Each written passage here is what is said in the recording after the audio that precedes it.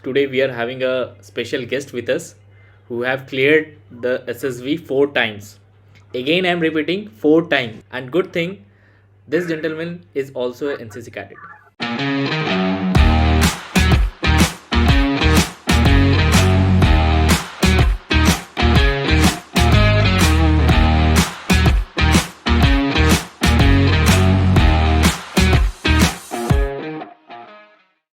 Hello everyone, welcome to the NCC India YouTube channel.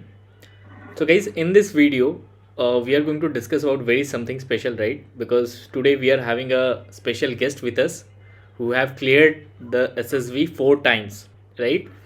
So before moving ahead, right? Because PI की बहुत important section होता है, बहुत important part होता है और डेफिनेटली बहुत ज़्यादा कन्फ्यूजन भी होता है, ठीक है।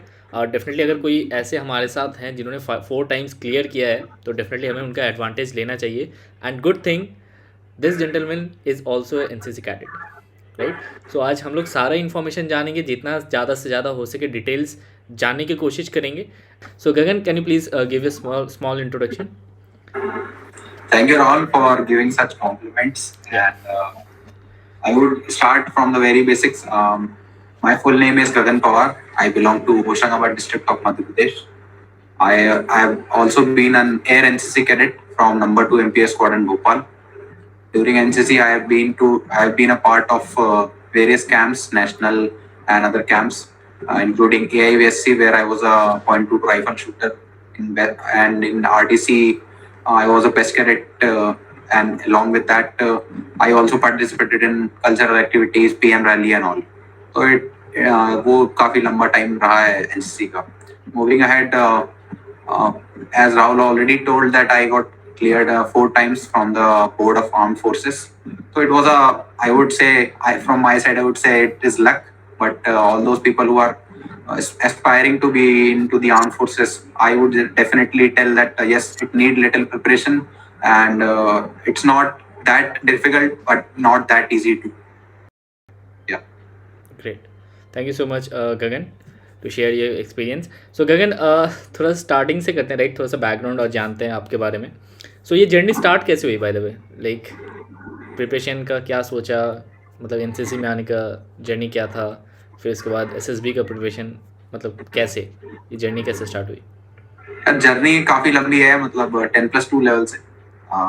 10+2 लेवल पे एक नेवी का एंट्री होता है, बीटेक कैडेट एंट्री. तो वो मैंने फॉर्म भरा था. उसके बाद luckily I got screened in as well in the first attempt, but I got conferenced out. But during that SSB, I realized that being from a CBSE school, इतना सब कुछ पढ़ने के बाद भी, अच्छा स्कोर लगाने के बाद भी, if you don't have extra curricular activities or we don't have personality, तो वहां पे मेरे को अपने बारे में पता चला 5 दिन एसएसबी बताने के बाद कि मैं क्या हूँ. मतलब मेरा पीआईक्यू जो मेरे पास था, उसका जो सेकंड साइड था वो पूरा ब्लैंक था. No sports, no extracurricular, no NCC, और वो पोजीशन ऑफ रिस्पॉन्सिबिलिटी में भी क्या भरना है, नोबडी नोज. तो वो एक इंटरव्यू में और रैंडमली आंसर दे रहा हूँ मैं. तो I was having no idea तो so as to what armed forces is. तो that day, in those 4 or 5 days, I realized ki what actually armed forces is, and this is something which challenged me to do something for myself. So from very first year of college, I started NCC. I just put myself fully into it. पूरे जितने भी Sunday parades होते हैं, या फिर जितने भी opportunities, rallies, या फिर जो भी हो रही है, सीनियर्स जहाँ बुला रहे हैं, तो I used to be a very active cadet during first year, second year. And during these, जितना आप एक्टिव रहते हैं, एनसीसी बोलती है जितना आप एनसीसी को दोगे उससे 10 गुना आपको एनसीसी देगी.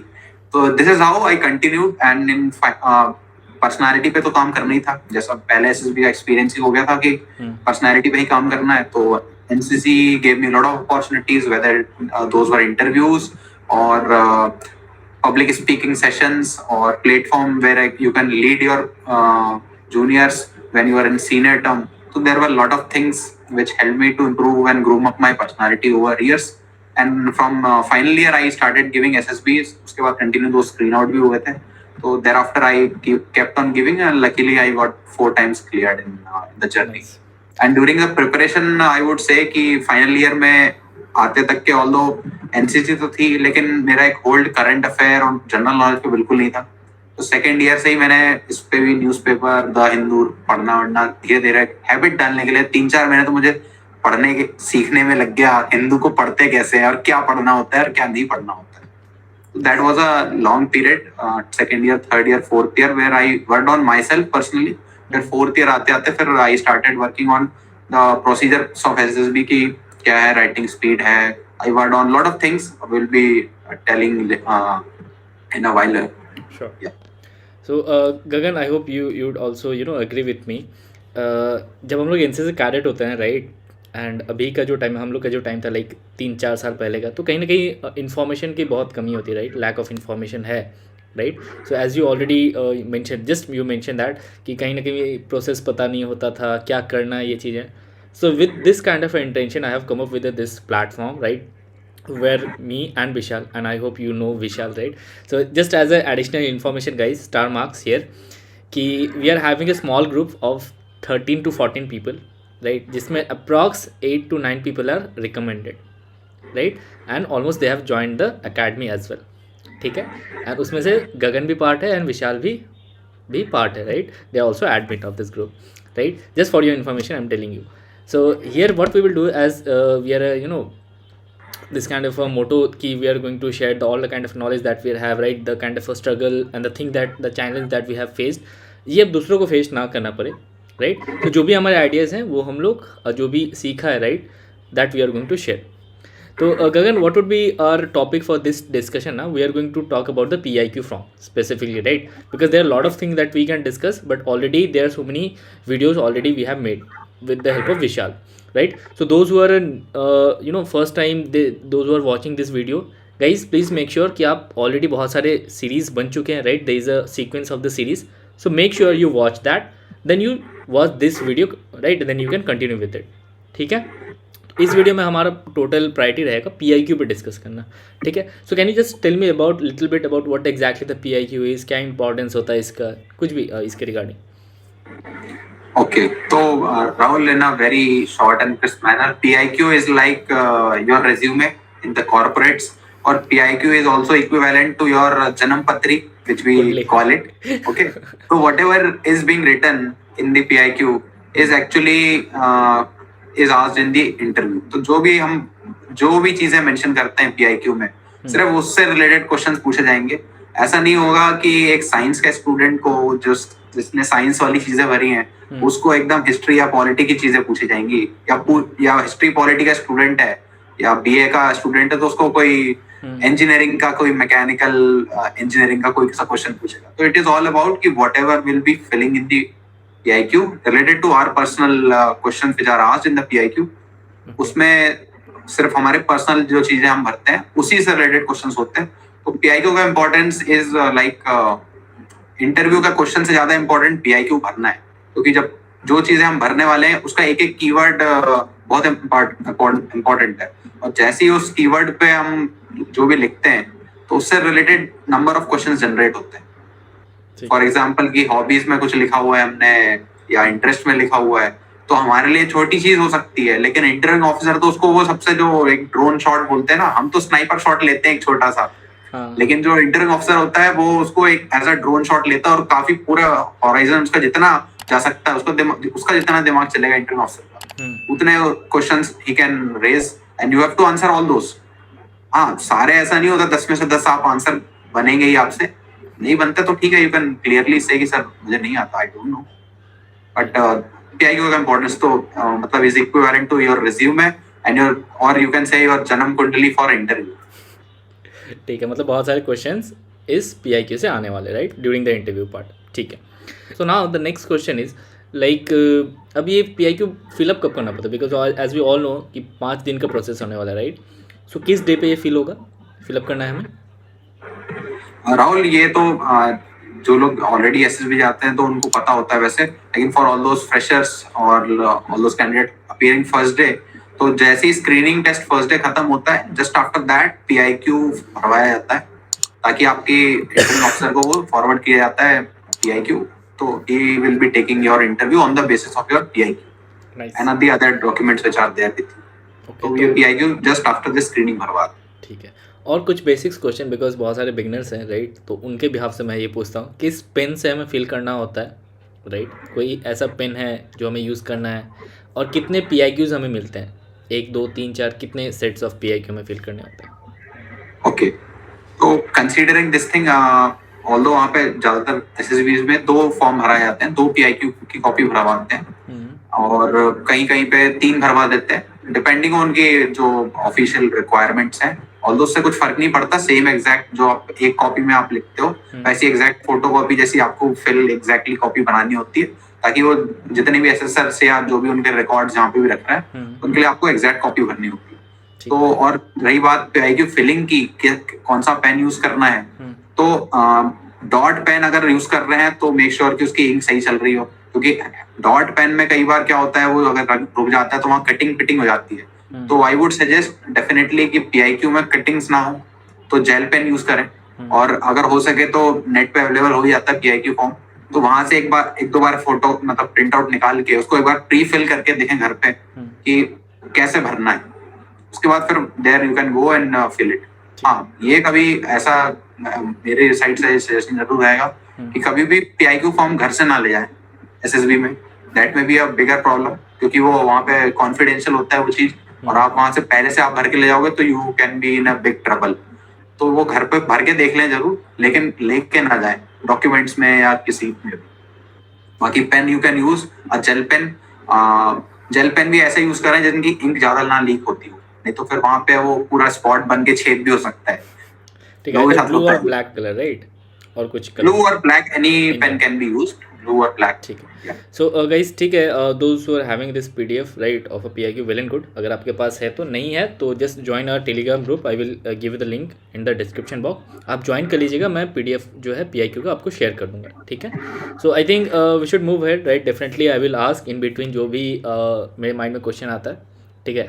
मैं खुद को एक एज अ एस्पिरेंट रख के देख रहा हूँ, जो एक बिगिनर है या फिर जो एक इंटरमीडिएट है राइट, तो मैं उसके बिहाफ में खुद को रखकर जो भी मेरे क्वेरीज है मैं आपको इन बिटवीन पूछ लूँगा right. So let me present the screen of PIQ form. So I'm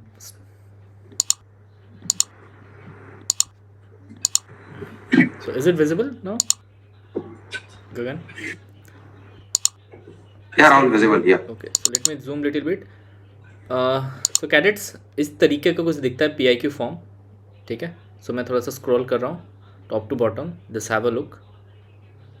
there lot of information, बहुत सारी चीज़ें जो हमें भरनी होती हैं. ठीक है, जो हम एक एक करके हम सारा डिस्कस करेंगे अभी. Okay fine. तो गगन टोटल 2 पेजेस हैं. So Gagan I just have a small query here before moving ahead. यहाँ पे जो मैंने नॉर्मल PIQ जो डाउनलोड किया right, so what exactly would be the difference, because आपने आर्मी का भी SSB दिया है राइट, आपने आर्मी में भी सिलेक्ट हुए हो, एयरफोर्स का भी आपने क्लियर किया है राइट, नेवी का भी आपका क्लियर है, तो ऑलमोस्ट कुछ भी नहीं बचा राइट. 4 टाइम्स आप रिकमेंडेड है. जस्ट टेल मी लाइक कि what would be the difference right. अगर एक कैडेट अगर देखता है PIQ फॉर्म, तो क्या डिफरेंस होगा आर्मी, नेवी और एयरफोर्स के PIQ फॉर्म्स में? राहुल, ऑल्दो यहाँ पे तो कोई डिफरेंस नहीं होता. जो आप स्क्रीन पे प्रेजेंट कर रहे हो PIQ, एग्जैक्टली यही PIQ तीनों फोर्सेस में एप्लीकेबल है, और यही PIQ सारे SSBs में यही PIQ भरवाया जाता है 2 पेज का, और इसमें इतनी ही डिटेल होती है. ये मतलब कहीं शायद आपको नेट से मिला होगा, तो ये जो कॉपी है एग्जैक्टली ऐसा ही दिखता है PIQ.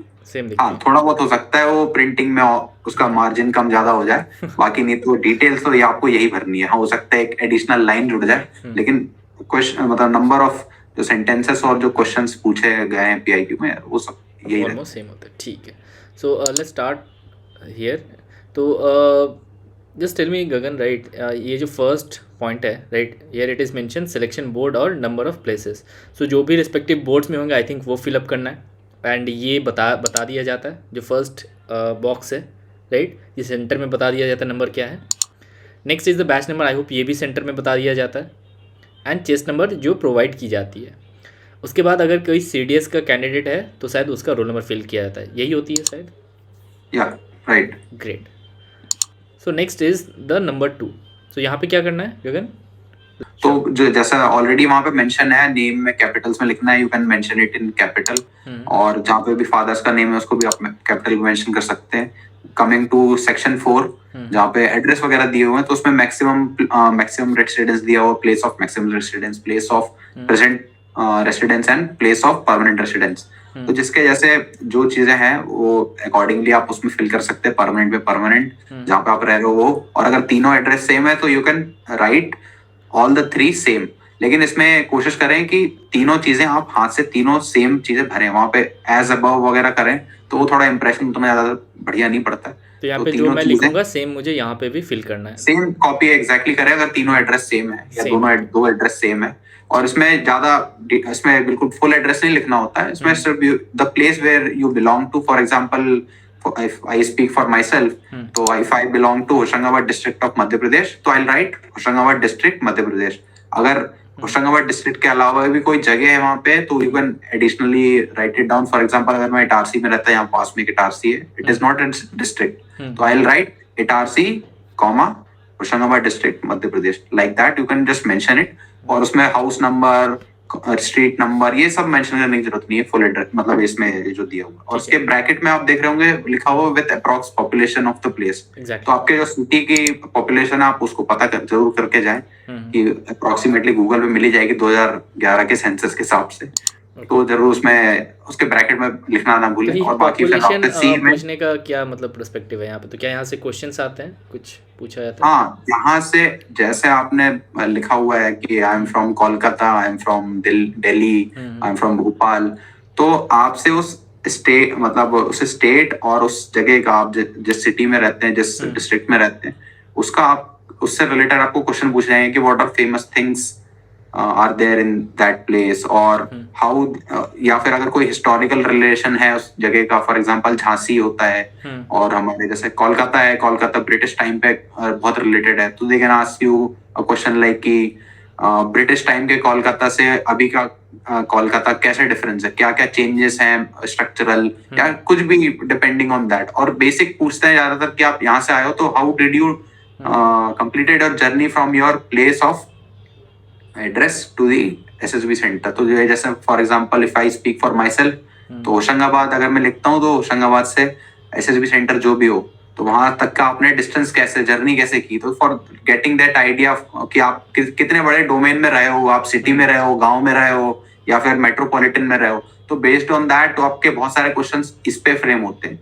तो वो बहुत इंपॉर्टेंट है, मतलब इससे रिलेटेड भी पढ़ना जरूरी है या पता करना जरूरी है कि क्या है this kind of thing. Nice. ठीक है, so now let's come to the number 5. यहाँ पे क्या करना है इस कॉलम पे, सॉरी इस रो में? इस रो में बेसिक जैसा उसमें मेंशन है कॉलम्स में, बेसिक उतना ही भरना है और कुछ एडिशनल नहीं है। Single word, state, district, religion, Hinduism और सिखिज्म और इस्लाम जो भी है, उसके बाद आपका ST SC OBC, और जनरल है तो वहां पे जनरल भी मेंशन करना है, ऐसा नहीं कि उसको ब्लैंक छोड़ देना है। उसके बाद मूविंग टू मदर टंग में you can mention Tamil, Telugu, Hindi, English, whatsoever your mother tongue is. Date of birth में इन वो जो होता है एक न्यूमेरिकल वाले में आप भर दो, या फिर आप जैसे फॉर एग्जांपल जैसे एग्जांपल लेते हैं 1 जनवरी 2020 किसी की डेट ऑफ बर्थ है, तो 0101 एंड 2021, और you can right 01 January slash करके 2021। और बाकी थर्ड वाले स्टेटस में सारे सिंगल ही होते हैं, except all those who are already serving in the armed forces, वही ज्यादातर मेरिट या जो भी स्टेटस है। बाकी all fresher candidates can write single and repeaters as well, repeaters भी सिंगल ही होंगे।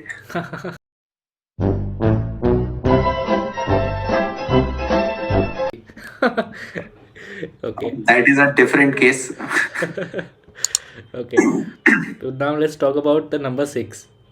ठीक है, so यहाँ पे तो I don't think so कुछ करना है, if a parent is it is self-explanatory. Okay, so 6 and yeah, now let's come to this one, detail. Okay, so यहाँ पे बताइए क्या करना है, there are lot of columns. ये 6 का C बोल रहे हो क्या राहुल? Yes. राहुल, जैसे सिक्स्थ का जो सी ब्लॉक है, फर्स्ट और सेकंड तो सेल्फ एक्सप्लेनेटरी, सी का ए और बी। सी वाले उसमें जो है सिक्स्थ का जो सी सेक्शन है, इसमें एज मेंशन की father mother Elder brother Elder sister का है। उसमें पर्टिकुलरली जैसे ग्रेजुएशन है तो सिंपली आप you can write it down B, BA, BCom, BSc, ठीक है। देयर आफ्टर ऑक्यूपेशन जो भी है, गवर्नमेंट सर्विस है, कॉर्पोरेट में है, and even you can mention their ranks as well, general manager at Reliance, और अगर कोई गवर्नमेंट सर्विस में तो इनकम टैक्स ऑफिसर और आईएएस ऑफिसर, और जो भी व्हाट्स पर्सनल अगर कोई है तो बिजनेस यू कैन राइट। तो ऑक्यूपेशन में you can write one word और टू वर्ड डायरेक्टली। अगर कुछ ऐसी चीजें जो बहुत बड़ी है तो you can even write short form for that, and you can put a asterisk, and that asterisk can be abbreviated at the bottom of the page. Rahul, थोड़ा सा अगर नीचे करो पेज को, अगर आप करो थोड़ा तो मैं बताता हूँ। ये जैसे ये कॉन्फिडेंशियल लिखा हुआ है पेज 1 पे, यस यस यस, ये वाला इलाका इस सेक्शन तो हाँ, यहाँ पे जस्ट यहाँ पे we can just abbreviate that short form. अगर कुछ बड़ी चीज अगर आप ऐसा लिख रहे हो जो उतने स्पेस में नहीं आ पाए तो यू कैन मेंशन। बाकी मंथली सैलरीज सेल्फ एक्सप्लेनेटरी, वहाँ पे mother father Elder brother sister सबका लिखना है। हाँ, और ये जो ब्रदर और सिस्टर वाला है तो इसमें जो भी है एल्डर ब्रदर है या एल्डर सिस्टर है तो उस पर टिक करना जरूरी है। अच्छा, कि वो सिस्टर है या ब्रदर है, एल्डर है या फिर यंगर। जैसे 2 यंगर के लिए दिए हैं, 2 एल्डर के लिए दिए। करेक्ट। अगर आपके 3 है तो यू कैन इवन बॉटम में एक और आप एडिशनल जोड़ सकते हो, ठीक है। और रिस्पेक्टिव ब्लॉक्स भरने हैं, बाकी उतना तो और कुछ इसमें ज्यादा है, ठीक है। I just want to know कि इस सेक्शन से किस किस टाइप के क्वेश्चंस पूछे जाते हैं, राइट? लाइक क्या एक्सपेक्ट करते हैं as a interviewer? Expect Rahul, मैं जैसे एक सीरीज ऑफ क्वेश्चन पूछ रहा था फैमिली का, कि how many members are there, how are you attached with them, what are they currently working, and what are their occupations, how much they are earning. तो इस तरह की चीजें क्वेश्चन अगर जो आपने भरी हुई हैं, तो अगर आपने यहाँ पे अगर कुछ फॉल्स इन्फॉर्मेशन लिखी है और वो बोलते टाइम आपने कुछ और लिख दिया, तो फिर वो अगर मिसमैच होता है तो आपके फिर फेवर में नहीं है वो चीज। तो जो यहाँ पे जेन्युइन चीजें हैं वही लिखें। बाकी so guys, I will always suggest जो भी इंफॉर्मेशन से रिलेटेड क्वेश्चन जरूर आएंगे तो इसमें जो जेन्युइन है वही भरे। मतलब जैसे ऑक्यूपेशन हो गया या मंथली इनकम हो गई तो वो पता कर लें पहले। कई बार ये होता है कि वहां पे एकदम याद नहीं आता कि एग्जैक्टली कितनी है, और फिर लिख तो हमने कुछ और दिए, 44,000 लिख दिए और फिर इंटरव्यू में बोल रहे हैं 46,000। तो वहां पे थोड़ा बहुत अगर ऐसा कुछ मिसमैच हो रहा है तो फिर अच्छी बात नहीं है। वो प्रैक्टिस कर लेनी चाहिए, ज्यादा नंबर ऑफ टाइम्स प्रैक्टिस कर लेनी चाहिए। सो हाँ, एक बार अगर भर के देख लोगे तो एटलीस्ट आपको आइडिया हो जाएगा, नहीं यार यही भर के आना है ना। Nice, okay, now let's go to the next one. अब ये नंबर 7 पे। हाँ, तो राहुल, इसमें तो जैसे सारे ब्लॉग्स बने एक्सप्लेनेटरी सेल्फ है। बाकी कई बार ये जरूर होता है कि जो name, full name of institution है 10th 12th और ग्रेजुएशन का, तो किसी बहुत सारे इंस्टीट्यूशन ऐसे हैं जिनका नाम बहुत बड़ा होता है। करेक्ट। तो वहां पे लिखने में कई बार क्या होता है, वो कॉलम छोटा पड़ जाता है। तो ऑल दोस पीपल जिनका कॉलेज या यूनिवर्सिटी का नाम या स्कूल का नाम बहुत ज्यादा बड़ा है, तो you can right a short form और उसके ऊपर एक आप छोटा सा एस्टेरिक पुट कर दो, स्टार, और दैट एस्टेरिक और क्या बोलते हैं that full form can be abbreviated at the bottom. वो जो कॉन्फिडेंशियल लिखा हुआ है, तो लेफ्ट हैंड साइड से आप लिखना चालू कर रहे हो, एस्टेरिक डाल दो। फॉर एग्जांपल कि जैसे कोई स्कूल का नाम है, सपोज AMV है या फिर DAV है, राइट? तो हाँ, DAV है, जैसे DAV लिख लो या फिर DU लिख लो। दिल्ली यूनिवर्सिटी के एग्जांपल ले लेते हैं। जैसे ग्रेजुएशन में DU लिखा हो, दिल्ली यूनिवर्सिटी तो उतने ब्लॉक में आ जाएगा, लेकिन उसके आगे एडिशनल और कुछ और है कि Delhi university for sociology and ऐसा ऐसा करके अगर कुछ कॉलेज का नाम बड़ा सा नाम है, तो वो जो ब्लॉक में अगर नहीं आ रहा, आपको अंदाजा लग रहा है नहीं आएगा, तो you can just right it DU-PS2 ऐसा जो भी है। उसके बाद उसी को आप नीचे यहाँ बॉटम में लाके स्टार लगा के डैश करके उसको खोल दो। लेकिन कोई एरो वगैरह नहीं डालेंगे, राइट? मतलब बहुत बार होता है ना, एक एरो डाल के ऐसे दिखाते हैं। ना, वो उतना मार्किंग जरूरी नहीं है। आप सिर्फ एस्टेरिक डाल दो, तो एस्टेरिक इज सेल्फ एक्सप्लेनेटरी कि वो कुछ ना कुछ नीचे बॉटम में एब्रीविएटेड रहेगा। It is a smart way of telling the interview officer कि that you have utilised the things in a better way. Nice. And again यहाँ पे क्वेश्चन आता है, राइट? बहुत ज़्यादा कंफ्यूजन आता है कि किस फॉर्म में लिखना चाहिए। लाइक पूरा कैपिटल में होना चाहिए, राइट? ब्लॉक लेटर में, या फिर हम लोग स्मॉल का भी यूज़ कर सकते हैं। ऐसा topic? Rahul, it is a choice of individual. बस जो ऊपर सबसे स्टार्टिंग में पहला और दूसरा पॉइंट था जहाँ पे नाम लिखना था, उसको कैपिटल, वो तो कंपलसरी है। सबसे ऊपर वाला पॉइंट नंबर 1 और 2। यस, यहाँ लेकिन पे जो मेंशन है। बाकी जितना पीआईक्यू है, पार्ट 1 और या जो पार्ट 2 है पीआईक्यू का, पीछे वाला पेज 2, तो ये पूरे इसमें it is a choice of individual to fill it in a cursive writing, small writing, और जो भी इवन कंफर्टेबल है, राइट? कैपिटल्स में भी भर सकते हो। मैं तो पूरा कैपिटल में भरता था। इट डिपेंड कि आपकी हैंड राइटिंग कैसी है। अगर आपकी हैंड राइटिंग बहुत अच्छी है, योर Adjust होएगा। कर्सिव वगैरह है और वो क्लियरली विजिबल है, बहुत अच्छे आप हैंड राइटिंग लिखते हैं, तो you can write it in a running hand as well, कि जो रीडेबल है। और अगर आपकी हैंड राइटिंग अच्छी नहीं है, आपको पता है, तो आप कैपिटल लिखो तो वो ज्यादा, it is all about presentation. अगर उसमें आपने क्रॉस कट्स किए हैं, स्ट्राइक्स मारे हैं, फिर से वो लिखा है कि अरे तो गलत हो गया, इसमें दिख ही नहीं रहा है, तो फिर that will be a problem for the impression point of view. Nice. तो आई वुड सजेस्ट कि it is the choice of individual, आपकी हैंड राइटिंग के ऊपर है। अगर आपकी अच्छी हैंड राइटिंग है तो आप कर्सिव में लिख लें, रनिंग हैंड में लिख लें, और नहीं है तो फिर कैपिटल में लिख लें, that will be a better one. Clearly आपका वो हर चीज क्लियर रहेगी वो। ठीक है। एंड यहाँ पे क्वेश्चन आता है दिस कॉलम में, right, where it is mention outstanding achievement if any, right? So बहुत लोगों का कन्फ्यूजन यहाँ पे ये होता है कि इस सेक्शन में हमें किससे रिलेटेड आउटस्टैंडिंग परफॉर्मेंस के बारे में लिखना, only the academic part, right, और कुछ अदर आउटस्टैंडिंग स्कूल डेज का है वो भी मेंशन कर सकते हैं। राहुल, जैसे अभी जो पेज 2 आएगा पीआईक्यू का, उसमें स्पोर्ट्स, पोजीशन ऑफ रिस्पॉन्सिबिलिटीज या एडिशनल जो भी हमने किया हुआ है एक्टिविटी, उसके लिए काफी जगह है और उसके अचीवमेंट्स के लिए भी जगह है। तो यहाँ पे पर्टिकुलरली जो एकेडमिक एकेडमिक से रिकॉर्ड रिलेटेड है अगर उसमें अचीवमेंट आपने होता है तो like during, I am talking about academic से रिलेटेड अगर कोई अचीवमेंट्स होती है। हाँ, सिर्फ एकेडमिक 10th 12th या ग्रेजुएशन के टाइम पे एकेडमिक में अगर हमने कुछ अच्छा किया है, फॉर एग्जांपल कि कोई एग्जाम में हमने बहुत अच्छी रैंक लाई, जैसे वो First साइंस division, वाले और मैथमेटिक्स वाले स्कूल टाइम पे होते हैं, एनटीएससी और ओलंपियाड्स।